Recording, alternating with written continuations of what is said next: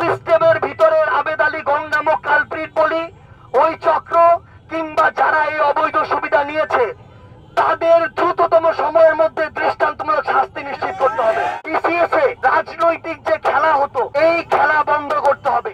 এই মুহূর্তে দরকার পিএসসি সংস্কার, এই মুহূর্তে দরকার পিএসসি সংস্কার, এই মুহূর্তে দরকার পিএসসি সংস্কার, এই মুহূর্তে দরকার পিএসসি সংস্কার। লড়াই লড়াই লড়াই চাই, লড়াই করে বাঁচতে চাই, লড়াই লড়াই লড়াই চাই, লড়াই করে বাঁচতে চাই। প্রশ্ন ফাঁসের বিরুদ্ধে লড়াই হবে।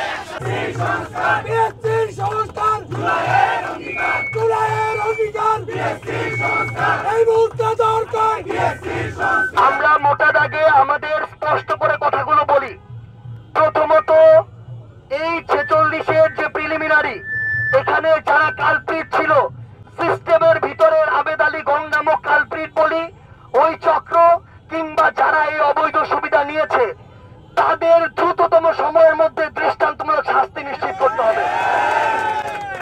তাদেরকে সেখান থেকে আলাদা না করা পর্যন্ত রিটেন পরীক্ষায় তাদের সাথে যারা মেধার ভিত্তিতে টিকেছে তাদের একসাথে বসা প্রহসনের নামান্তর। এই বিষয়ে এই একদম স্পষ্ট দৃষ্টান্তমূলক ব্যবস্থাটি নিতে হবে। আমরা স্পষ্ট করে বলি, পিসিএসে রাজনৈতিক যে খেলা হতো, সুপারিশের যে খেলা হতো ভাইবার মার্চকে কেন্দ্র করে, এই খেলা বন্ধ করতে হবে। যদি সম্ভব হয় তাহলে যেইটার আমাদের এখন ভাইবা চলছে, অর্থাৎ আমাদের 45-এর মাত্র রিটেন শেষ হয়েছে, ভাইবা কিন্তু এখনো শুরু হয়নি। সম্ভব হলে এই 45 থেকেই আমাদের ভাইভায় 100 মার্কসের যে বিধান সেটা চালু করা উচিত।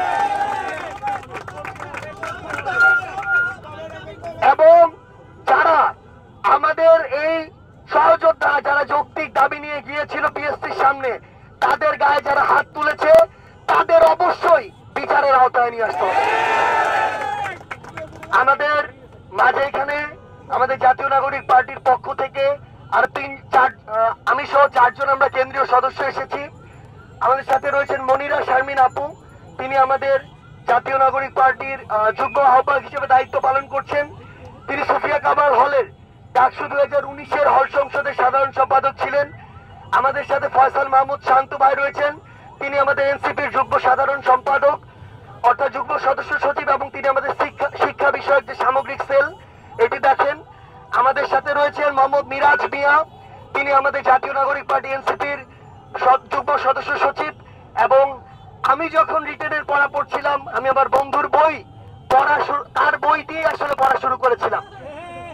তো আমরা এই জায়গায় সবাই নৈতিক ভাবে এবং একদম রাজপথে আপনাদের সাথে আমরা একাত্মতা ঘোষণা করছি।